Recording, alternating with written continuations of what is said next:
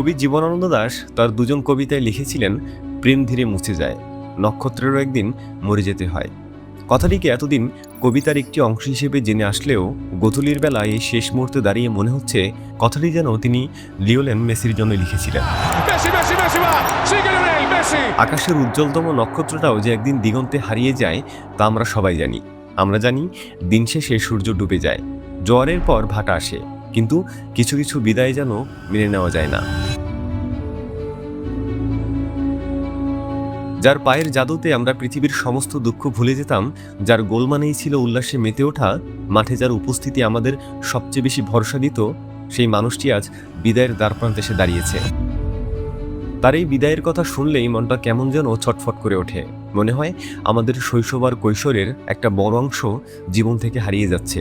কারণ ছোটবেলা থেকেই মেসি আমাদের শিখিয়েছে কিভাবে স্বপ্ন দেখতে হয়, কিভাবে হেরে গিয়েও ফিরে আসা যায়।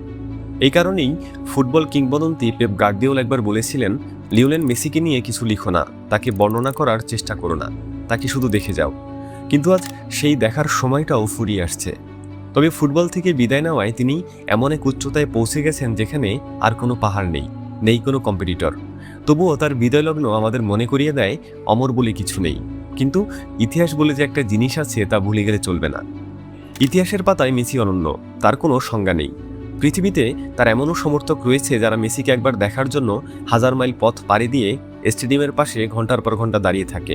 আবার এমনও ভক্ত আছে যারা নিজের শরীরে মেসির ট্যাটু এঁকে রেখেছে, কারণ মেসি হলো এমন একজন মানুষ যার দেওয়া বলে পৃথিবীর অন্য প্রান্তে থাকা মানুষটিও আনন্দে চিৎকার করে ওঠে, যার স্কিল দেখে প্রতিপক্ষ দলের সাপোর্টাররাও প্রশংসা করে ওঠে।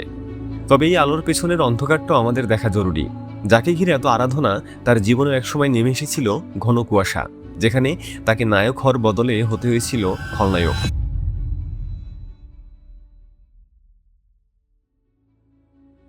মেসি যখন জাতীয় দলের জার্সি গায়ে মাঠে নামতো, তখন আর্জেন্টিনার মানুষ পুরো দলের চেয়ে মেসির উপরেই বেশি প্রত্যাশার পাহাড় চাপিয়ে দিত। যেন মাঠে 11 জন নয়, মেসি একাই লড়ছেন। আর যখন সেই প্রত্যাশার ভারে তিনি নুয়ে পড়তেন, তখন অকৃতজ্ঞের মতো অনেকে তার দিকে আঙুল তুলত, বলতো মেসি নাকি তার দেশের জন্য কিছুই করেনি। এটার শুরু হয়েছিল 2014 সালে। সে বছর হাতের নাগালে আসা বিশ্বকাপ ট্রফিটা ছুঁতে গিয়েও শেষ পর্যন্ত আর ছোঁয়া হলো না। এর পরপরই মেসির পায়ের জাদুকে প্রশ্নবিদ্ধ করা হলো, তার দেশপ্রেম নিয়ে তোলা হলো হাস্যকর সব প্রশ্ন। এসব দেখে মেসির মন এতটাই ভেঙে গিয়েছিল যে ব্যথিত হৃদয়ে তিনি বলেছিলেন, আমার জন্য জাতীয় দলের দরজা চিরতরে বন্ধ হয়ে গেছে। তার সেই ডাউনফলের দিনগুলোতে তিনি ছিলেন নিঃসঙ্গ, একাকিত্বে ভুগছেন এমন একজন মানুষ যিনি সারা পৃথিবীকে আনন্দ দিয়েছেন, অথচ নিজের দেশেই অবহেলার শিকার। যদিও মেসির জীবনে সেই অন্ধকার সময়টা ভীষণ জরুরি ছিল, কারণ এই দিনগুলোই তাকে শিখিয়েছে পৃথিবী কতটা নিষ্ঠুর হতে পারে, আর সেই নিষ্ঠুরতাই তাকে ব্যর্থতার অপমানের উত্তপ্ত আগুনে পুড়িয়ে খাঁটি সোনা বানিয়েছে। তারপর নিজের পায়ের জাদুতে মুগ্ধ করেছে সবাইকে, প্রতিপক্ষের ডিফেন্ডারদের ঘুম হারাম করেছে, ঘাম ছুটিয়েছে শক্তিশালী প্রতিপক্ষগুলোর। কোনো বাধা, কোনো ফাউলি মেসিকে আটকাতে পারত না। নিজের বডি মুভমেন্টকে এতটা স্মুথ বানিয়েছে যে কোন ফাঁকে মেসি বল নিয়ে বেরিয়ে যাবে সেটা অনেকেই অনুমান করতে পারত না।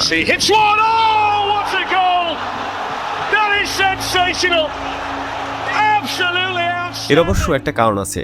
মেসি যখন বল পান তার আগেই তিনি জানেন পরের 3 সেকেন্ডে মাঠে কি ঘটতে যাচ্ছে, আর এটাকে বলা হয় পেরিফেরাল ভিশন। মানে চোখের সামনে বল থাকলেও তিনি পুরো মাঠের প্রতিটি খেলোয়াড়ের অবস্থান সম্পর্কে সচেতন থাকেন। ব্যাপারটা আরেকটু পরিষ্কার করা যাক। যখন আপনি মেসির খেলা দেখবেন তখন দেখবেন যে মেসি অনেক সময় মাঠে হেঁটে বেড়ায়, ফলে অনেকেই তাকে অলস ভাবেন, কিন্তু আসলে মেসি তখন পুরো মাঠের স্ক্যানিং করে খোঁজার চেষ্টা করে যে ডিফেন্ডারদের ভুল কোথায় এবং কোন দিক দিয়ে বল বের করা সহজ হবে। তার পাসগুলো নিয়ে বিভিন্ন অ্যানালিসিসে দেখা গেছে যে তিনি বলকে এমনভাবে ঘোরান যে বলের গতিপথ এবং বাতাসের বাধা সবসময় তার নিয়ন্ত্রণে থাকে। আর এটি কোনো যান্ত্রিক হিসাব নয়, এটি তার হাজার হাজার ঘন্টা অনুশীলন আর ফুটবলকে গভীরভাবে বোঝার ফলাফল। এই কারণেই ইতালির কিংবদন্তি জর্জ কিয়েলিন বলেছিলেন, আমি মেসির বিরুদ্ধে অনেক খেলেছি, কিন্তু ওকে আটকানোর কোনো ফর্মুলা আজ পর্যন্ত খুঁজে পেলাম না। ওর খেলা দেখা মানেই হচ্ছে ফুটবলকে নতুন করে ভালোবাসা। ম্যারাডোনাও কিছুটা একই সুরে কথা বলেছেন। তিনি বলেছেন, আমি খেয়াল করে দেখেছি যে খেলোয়াড়টি আমার উত্তরসূরি হবে, তার নাম Leo Messi. One word though, Messi or Ronaldo? Messi. Messi যখন ফ্রি কিক নিতে দাঁড়ায় তখন পুরো স্টেডিয়ামের ভেতরে কেমন একটা অদ্ভুত নিস্তব্ধতা নেমে আসে। যেন সবাই একই সাথে নিঃশ্বাস নেওয়া বন্ধ করে দেয়। আসলে ওটা কেবল একটা ফ্রি কিক নয়, ওটা একটা প্রার্থনা। হাজার হাজার মানুষ তখন তাদের ব্যক্তিগত সব দুঃখ ভুলে গিয়ে শুধু সেই বাপায়ের জাদুর অপেক্ষায় থাকে, এবং সবশেষে গোলটা হয়ে যাওয়ার পর যখন গ্যালারি গর্জে ওঠে তখন মনে হয় পৃথিবীর সব বিষাদ যেন মুহূর্তেই হাওয়ায় মিলিয়ে গেল। এর পেছনে একটা কারণ রয়েছে, আর তা হলো মেসির mind set up. Penalty spot বা ফ্রি কিক নিতে দাঁড়ানোর পর মেসি খুবই কুল এবং ফোকাস থাকে। তবে ভাগ্য সবসময় সঙ্গ দেয় না। ফুটবলে শতভাগ সিকিউরিটি বলে কিছু নেই। মাঝে মাঝে মেসিও মিস করে, কারণ মেসিও মানুষ। আর ওই যে একটা চিরন্তন সত্য আছে, মানুষ মাত্রই ভুল, তা ভুলে গেলে চলবে না। অন্যদিকে মেসি যে সর্বকালের সেরা ফুটবলার তাও অস্বীকার করা যাবে না। বিশেষ করে বিশ্বকাপের মঞ্চে মেসির গল্পটা তো উপন্যাসের মতো লম্বা। 2022 সালের কাতার বিশ্বকাপে আর্জেন্টিনার প্রতিটি আক্রমণের কেন্দ্রবিন্দু ছিলেন তিনি। বয়স তখন 35 হলেও পুরো টুর্নামেন্ট জুড়ে মেসি যেন একাই দলকে টেনে নিয়ে গেছেন।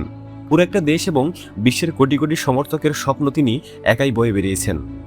সেমিফাইনাল কিংবা ফাইনালের সেই মুহূর্তগুলো কি ভোলা সম্ভব? বিশেষ করে ক্রোয়েশিয়ার বিপক্ষে সেই ড্রিবলিং, যেখানে ডিফেন্ডার জস্কো গভারদিওলকে তিনি যেভাবে নাচিয়েছিলেন তা ছিল অবিশ্বাস্য। সেই ম্যাচে মেসির পাস আর দৌড় বুঝিয়ে দিয়েছিল বয়সের কাছে তিনি হার মানার পাত্র নন। আর ফাইনালে ফ্রান্সের বিপক্ষে লুসাইল স্টেডিয়ামের সেই লড়াইকে তো ইতিহাসের পাতায় স্বর্ণাক্ষরে লিখে রাখা হয়েছে। দুইবার এগিয়ে গিয়েও যখন আর্জেন্টিনা গোল খেয়ে বসেছিল তখন মেসির চোখের দিকে তাকিয়ে মনে হচ্ছিল তিনি আজ হারার জন্য আসেননি।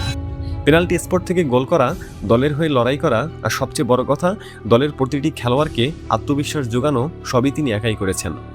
অবশেষে ট্রাইব্রেকারে এমি মার্টিনেজের কাছে মাথা নত করতে হলো ফ্রান্সকে, আর আর্জেন্টিনাও জিতে গেল।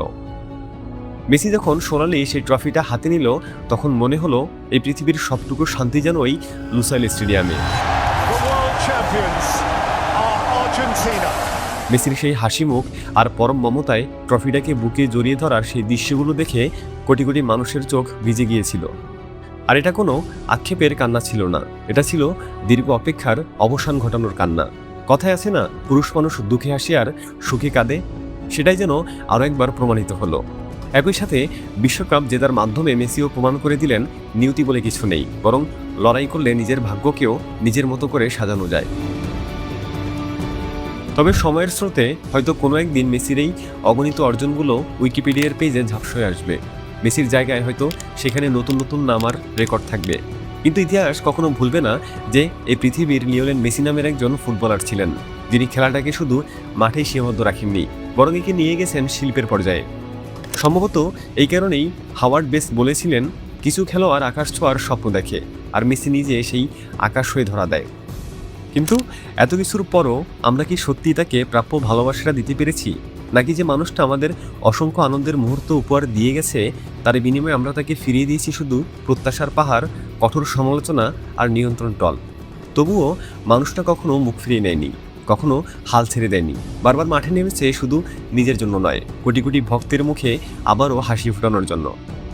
আজও মেসির বিদায়ের শেষবেলা এসে দাঁড়িয়ে আমাদের একটাই আক্ষেপ, আরও একবার যদি সেই বাপায়ের জাদুটা দেখা যেত, আরেকটা গোল, আরেকটা বিশ্বকাপ, অর্থাৎ আমাদের এই তৃষ্ণা হয়তো কোনোদিন মিটবে না।